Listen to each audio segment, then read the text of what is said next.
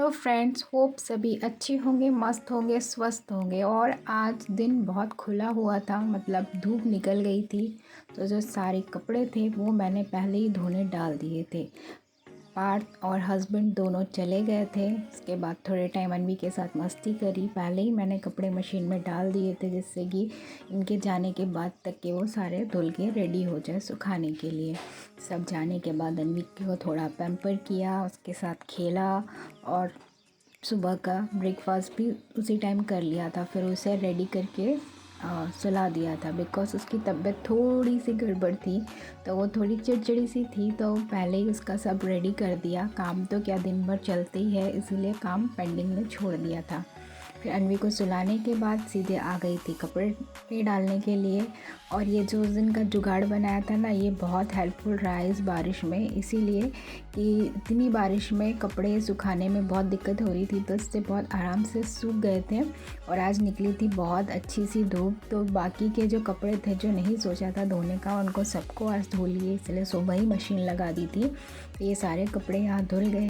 बारिश के मौसम में ना थोड़ा काम एक्स्ट्रा बढ़ जाता है, इसीलिए कि हर एक चीज़ को उलट पलट करके देखना ही पड़ता है। बारिश के कारण पूरे घर में मॉइस्चर हो जाता है, और मॉइस्चर की वजह से फंगस बहुत जल्दी लगती है। तो हर एक चीज़ को with in a day 2 day उसको उलट पुलट करके देखना ही पड़ता है। थोड़ा सा झटका पटकी वाला काम कंपलसरी करना ही पड़ता है। झाड़ू और पोछे वाले काम तो रोज़ हो जाते हैं, मगर जो डस्टिंग के काम है वो नहीं हो पाते हैं। उनको एक एक दिन करके मैं मैनेज करती हूँ, बिकॉज़ डेली अगर मैं इतना काम करूँ तो बहुत टाइम कंज्यूमिंग हो जाता है, और मुझे बेटी को भी देखना पड़ता है, तो थोड़ी प्रॉब्लम हो जाती है। तो यहाँ मैंने अपने सारे कपड़े सुखा दिए थे बाहर, और मैं आ गई थी किचन में। और किचन में आज ऐसा हुआ था कि सुबह ब्रेकफास्ट करने के बाद ना मैंने सब ऐसे ही छोड़ दिया था, और मैंने पहले अनवी को उसका नहलाया, उसका ब्रेकफास्ट कराया और उसको सुला दिया था, ताकि वो आराम से सो सके, क्योंकि उसकी थोड़ी तबीयत ठीक नहीं थी। तो वो नहाने के बाद आराम से थोड़ा लंबे टाइम तक सो जाती। तो यहाँ पे मैंने आज किचन की थोड़ी क्लीनिंग करी थी, क्योंकि पता नहीं चलता है कि कहाँ से, मतलब जो फाइन फाइन डस्ट होते हैं ना वो जमे रहते हैं, और वो पता ही नहीं चलता है। और मैं बर्तन धोती हूँ तो उसका पानी गिरता है, बच्चे लोग इधर उधर से आके जो ये कैबिनेट की डोर्स हैं इनको हाथ लगा देते हैं, तो दिखते तो नहीं है मगर वो थोड़े गंदे हो जाते हैं। और मैंने जैसा कि बताया, मॉइस्चर की वजह से ना सब में से हल्की हल्की से वाइट वाइट फंगस हो जाती है, तो वो एक काम बढ़ जाते हैं बारिश के टाइम पे। तो आज वही किया मैंने, सारे कैबिनेट डोर्स और ड्रॉज को बाहर से साफ़ किया। डीप क्लीनिंग तो बाकी है, वो फिर किसी दिन करती, और अभी फ़िलहाल तो ये बाहर का काम सारा कंप्लीट कर दिया था। और रात के बर्तन धुले वाले रखे थे, तो सुबह अरेंज नहीं किए थे, तो वो सब अरेंज किए। और उसके बाद फिर नीचे के पूरे ड्रॉर्स साफ़ किए। और आज ना चूल्हे के ऊपर थोड़ा सा, गैस चूल्हे के ऊपर थोड़ा दूध गिर गया था, तो उसको भी क्लीन किया, इसलिए उसकी भी अच्छी खासी क्लीनिंग हो गई। और आज मौसम अच्छा था, खुला हुआ था, तो बर्ड्स भी काफ़ी सारे दिख रहे थे। सब विंडोज़ पे आके बैठ रहे थे, तो मैं उन्हीं को देख रही थी बाहर। अच्छा लग रहा था, बहुत दिनों बाद उनकी आवाज़ आई। मतलब बारिश के टाइम पे सबकी थोड़ी दिक्कत हो जाती है ना, मतलब कोई घर से नहीं निकल पाता, और बेचारे बर्ड्स तो और ज़्यादा परेशान हो जाते हैं, क्योंकि उन्हें तो बाहर ही रहना होता है, तो वो कहीं जा आ भी नहीं सकते, बहुत ज़्यादा दिक्कत हो जाती है सभी की। तो बस यहाँ पे मैंने पूरा गैस चूल्हा को अच्छे से साफ़ किया।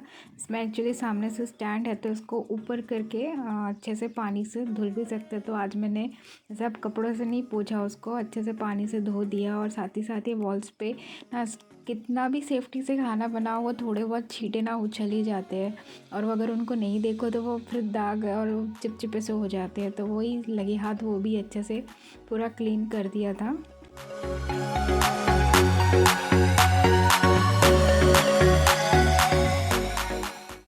चूल्हा तो वैसे भी रोज़ खाना बनाने के बाद साफ़ होता है, तो उतना गंदा नहीं होता है। अगर एक आध दिन नहीं करो तो फिर ज़्यादा काम बढ़ जाता है उसको साफ़ करने का।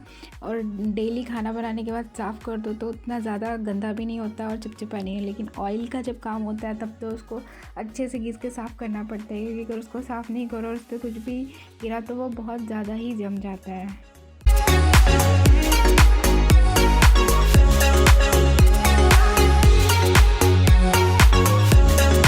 और और गैस स्टैंड पे ना कोई भी चीज़ मेरी फ़िक्स नहीं रहती, क्योंकि अकॉर्डिंग टू द नीड वो उसकी जगह चेंज होती रहती है।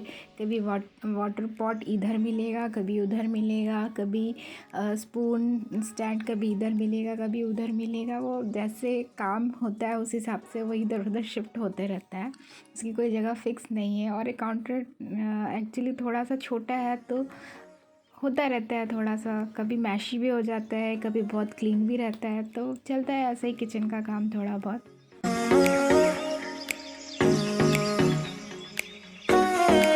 और मम्मीज़ का ये काम तो कंपलसरी है, चाहे वो मम्मी वर्किंग वाली हो या नॉन वर्किंग वाली हो, उनको अपने किचन के ऊपर फर्स्ट प्रायोरिटी देना ही पड़ता है कि पूरी फैमिली की हेल्थ जो है वो किचन पर ही डिपेंड करती है।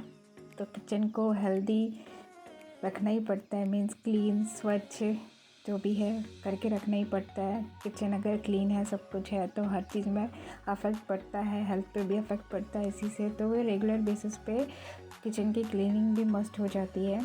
तो बस यहाँ पर यही सब क्लीन किया सारा। दिख रहे हैं साफ़, लेकिन ना इतना फाइन डस्ट होता है इनमें कि पता नहीं चलता, जब हाथ लगाओ तो पता चलता है, ऐसे दिखने में पता नहीं चलता है। तो बस इनको कर दिया ऐसे ही साफ़। और इनके अगर अंदर से साफ़ करने की बात है तो उसके लिए बहुत टाइम जाता है, पूरा दिन लग जाता है इनको साफ़ करने के। और मैं किचन में हाथ से ही पोछा लगाना ज़्यादा पसंद करती हूँ, क्योंकि मॉप से अगर पोछा लगाओ ना तो वो ठीक से क्लीन नहीं हो पाता, जो कॉर्नर्स है ना वो वैसे ही रह जाते हैं और उसमें डस्ट जैसा का वैसा रह जाता है। तो हाथ से क्या है, आराम से जो इनसाइड वाली जगह होती है ना उसमें भी हाथ डाल करके अच्छे से क्लीन कर सकते हैं।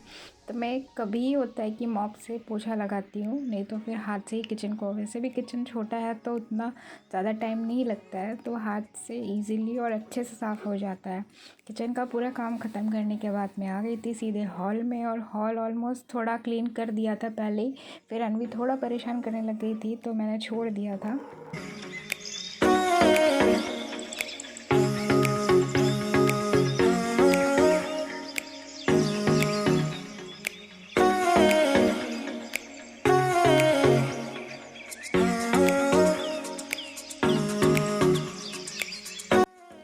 और ये गद्दे के ऊपर ना अनवी ने पानी गिरा दिया था, इसीलिए उसको विदाउट कवर करके रखा हुआ है, जिससे कि हवा लगने से सूख जाए। बाहर तो कहीं डालने का ऑप्शन ही नहीं है, इसीलिए।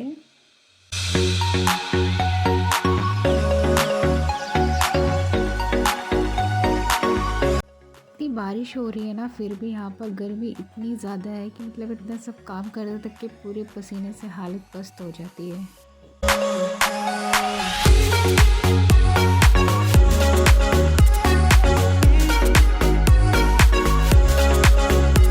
और झाड़ू और पोछा एक ऐसा काम है कि आप रोज़ भी करो, दिन में 2 बार भी करो, कोई मतलब नहीं रह जाता है, क्योंकि वो फिर जैसा का वैसा हो जाता है। इसीलिए ठीक है, लगा दो कर दो बस ऐसे ही रहता है काम यहाँ का झाड़ू पोछा वाला।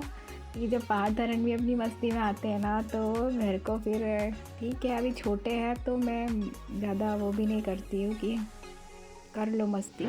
और ऐसा हो सकता है कि जहाँ मैं झाड़ू और पोछा करूँ और वहाँ अनवी ना आए, तो मुश्किल से ये आधा 1 घंटा सोई होगी, उतने देर में मेरा जितना काम हो गया। और ये यहाँ पे उठ के रेडी हो गई। और इसके बाद बस आज का जो मेरा वर्क था मॉर्निंग का इतना ही था। तो अगर वीडियो आपको पसंद आई हो तो प्लीज़ लाइक करिएगा, चैनल को सब्सक्राइब कर लीजिए और बने रहिए ऐसी वीडियो में। मिलेंगे एक अच्छे से वीडियो में, तब तक के लिए thanks for watching, bye bye.